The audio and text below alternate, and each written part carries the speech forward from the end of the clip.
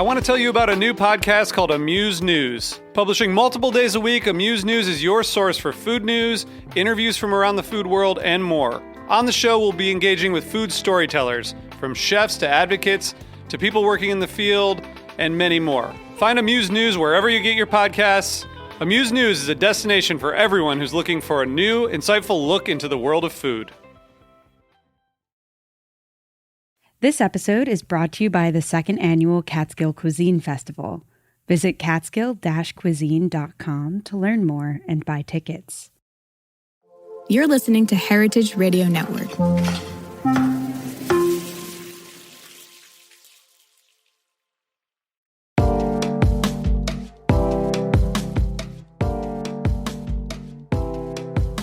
Food sovereignty is a small slice of a larger pie that I think many Indigenous peoples are embarking upon to reclaim these land-based practices. You know, food sovereignty is absolutely political. It's not about just mere subsistence. It's about this relationship Indigenous peoples have with food, but with the land broadly speaking. And so those types of relationships were also attempted to be severed. You just heard from Clint Carroll, an enrolled citizen of the Cherokee Nation of Oklahoma, featured on episode 83 of Meat and Three. Food sovereignty is central to all of our conversations here on Meat and Three and at HRN more broadly. Without the autonomy and ability for communities to provide sustainable nourishment for themselves, food cultures struggle to survive, let alone thrive. On this first episode of our 16th season, we take a look back on the best Meat and Three stories that capture the significance of food sovereignty. From seed banks preserving indigenous crops to an urgent understanding of Israeli control of Palestinian food systems, cultural self-determination of foodways reveals itself as vital to maintaining rich and healthy food cultures across the world, now and in the future. I'm Taylor Early, and this is Meat and Three on HRN. Meat and Three. Meat and Three. Meat and Three. One meat, three sides. Food, news, and storytelling. A square meal. For your ears. Meat and Three.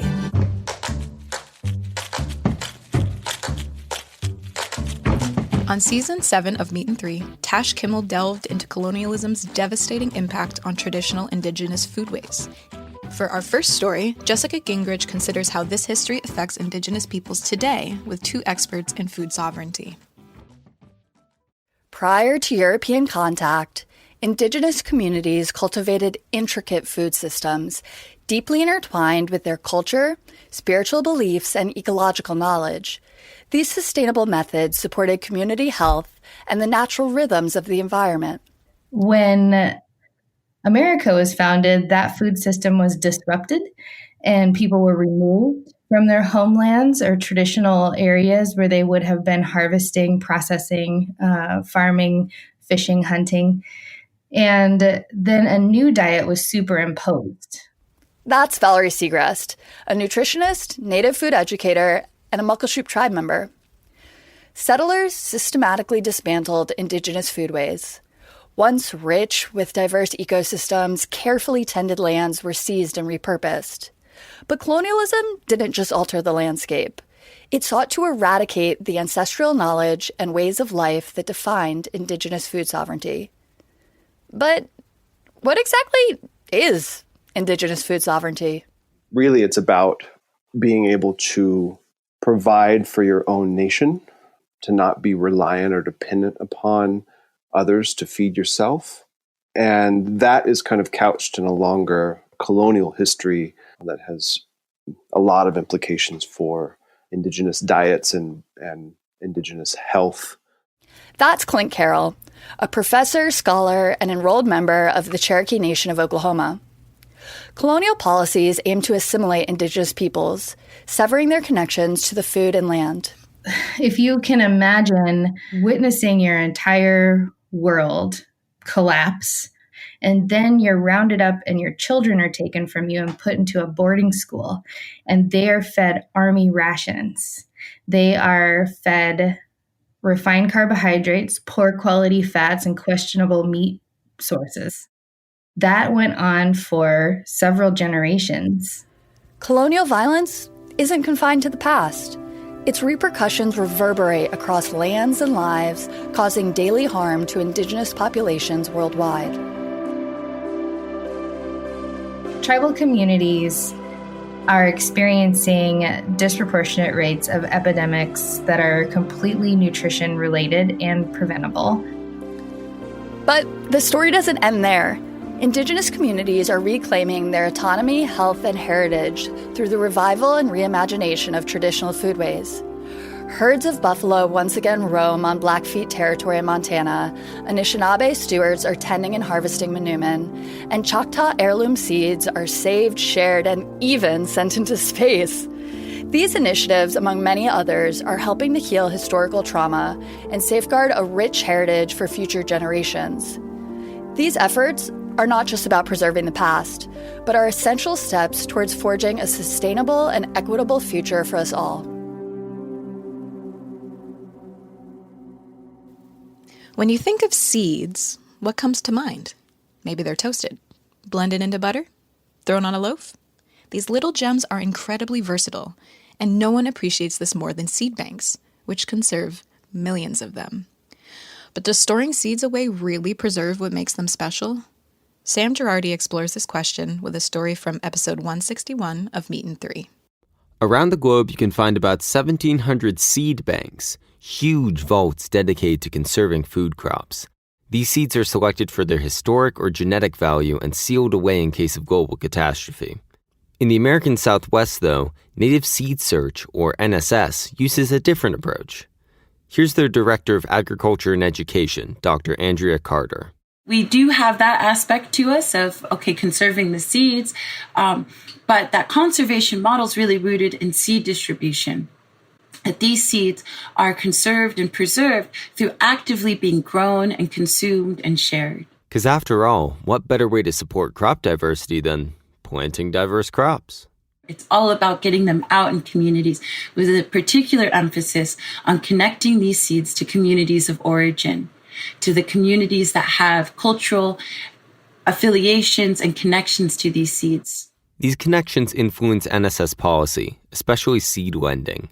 NSS teaches seed harvest practices with the expectation that part of the final harvest will be returned. 25% for Indigenous growers, 50% for non-Indigenous. These crops are not just food crops, but they're of cultural, religious, spiritual significance to Indigenous peoples of the world. There was an intimate link there beyond just sustenance. Since this story aired 2 years ago, there's been a resurgence of interest in seed preservation.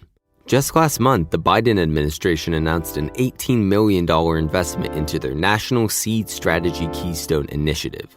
It's a program which seeks to make native seeds numerous and accessible. This way, they can be used as a resource to build ecosystems resilient to climate change. Faced with these same climate challenges, many NSS growers feel conflicted.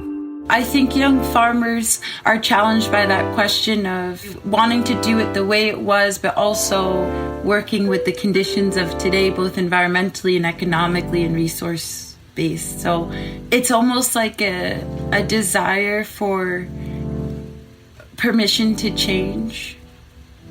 But I think one thing, at least for myself personally, I really believe in is just the act of growing those seeds, sharing them, saving them. That's the continuation and the most powerful way to adapt to the pending climate change. Many seed banks preserve the genetic legacy of food crops, but lose sight of what makes them different from other plants, their connection to the generations of farmers who cultivated them. In recognizing this, NSS and its Indigenous growers are taking important steps to preserve the link between who we are and what we eat, all the while adapting to a changing world. We'll be right back with more Meat and Three after a brief break.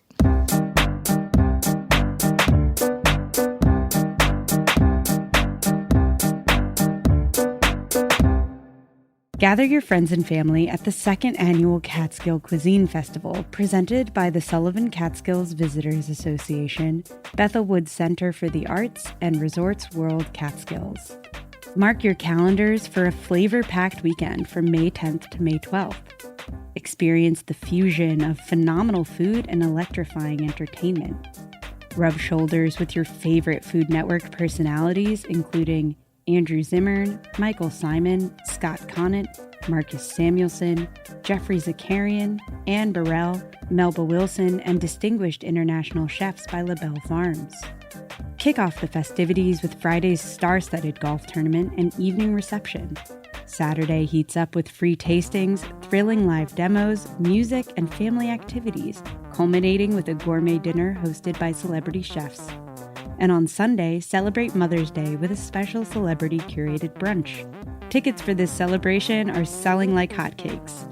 Visit catskill-cuisine.com to grab your pass for this unforgettable weekend in the picturesque Catskills. See you there! Welcome back to Meat in 3. There's a short list of things that allow cultures to self-identify. Language, religion, food, or more to the point, the seeds that said food is produced from. So what happens when those seeds are lost? Continuing the conversation about seed preservation, Addison Austin-Lou shares the Cherokee Nation's story of perseverance and regrowth. There's this old idiom from Cherokee lore: no self-respecting Cherokee would ever be without a corn patch. That was Pat Gwynn, the Cherokee Nation's Senior Director of Environmental Resources. Originally located across southern Appalachia, the Cherokee were forced to relocate in 1838 after gold was discovered in their homelands. The nation permanently resettled in Indian Territory in present-day Oklahoma and created a sovereign tribal government. Their forced removal resulted not only in a loss of lives, but also food waste. Just a little bit of research and so forth showed that almost zero of our heirloom crops made the Trail of Tears. Upon this realization, the Cherokee Nation dug their heels in and decided to track down their lost crops. Gwynn was tasked with this important and seemingly impossible job. Scour the Earth's resources to find examples of these heirlooms and commence growing them. One of the most insidious tactics of the colonizer is to control or destroy indigenous food systems. Think of the Plains Indians and the near extinction of their buffalo in the 1800s. While seeds are a less dramatic example, they are just as devastating a loss. It was pretty much a 5-year job to secure 30-ish of our seeds. I got some from educational institutions. I got some from the USDA. I got some from the Eastern Band. We started with nothing, and it wasn't the year before last we had one of our best harvests. This kind of cultural revitalization is a meaningful step toward combating the legacy of colonial violence and a reclaiming of food sovereignty.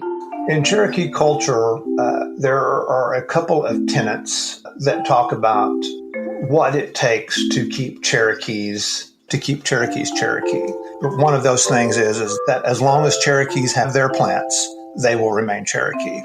The Cherokee Nation now maintains seed banks. Last year, they dispersed 9,500 packets of these culturally significant crops to tribal members. Access to these foods can improve overall physical health and strengthen community bonds. It only takes a matter of years to destroy a culture and generations to rebuild one. The Cherokee people have found a way forward that may even provide a roadmap for other indigenous food futures.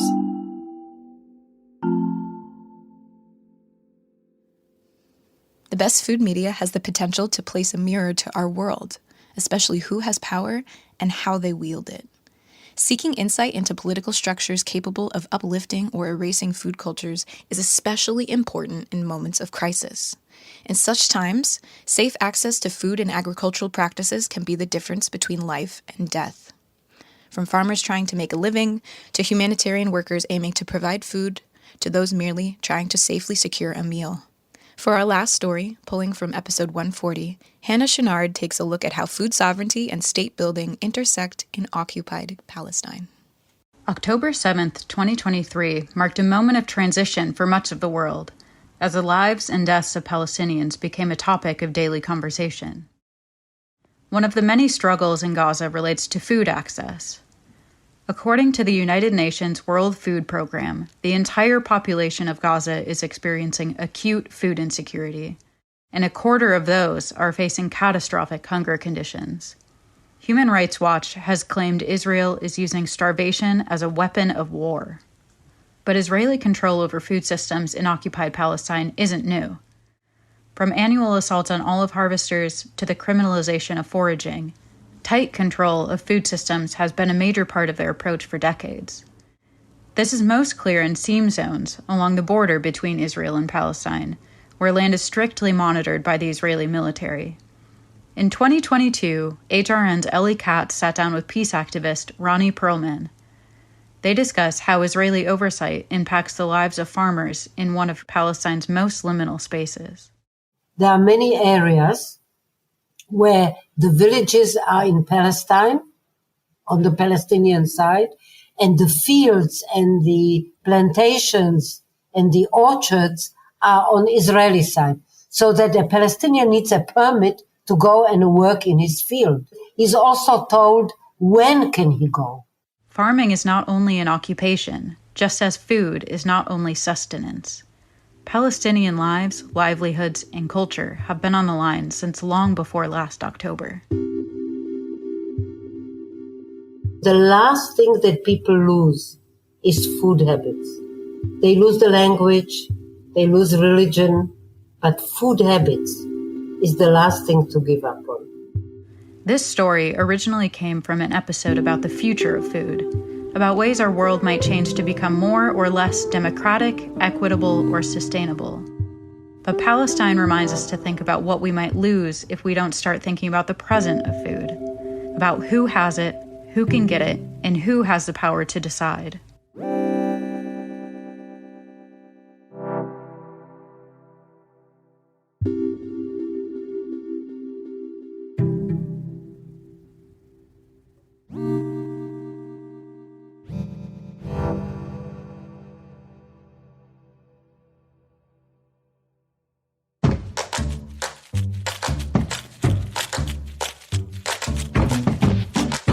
That's our show.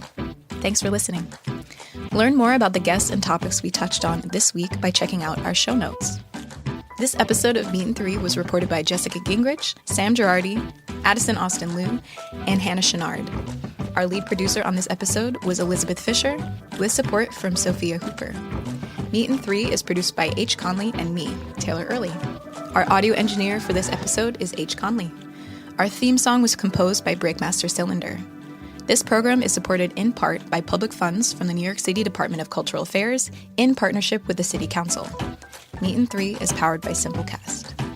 Meat and Three is a production of Heritage Radio Network, the world's pioneer food radio station. Learn more at heritageradionetwork.org and follow us at heritage_radio. And please stay in touch. Whether you have a story idea or just like to say hey, write us at ideas@meetand3.nyc, and that's all spelled out.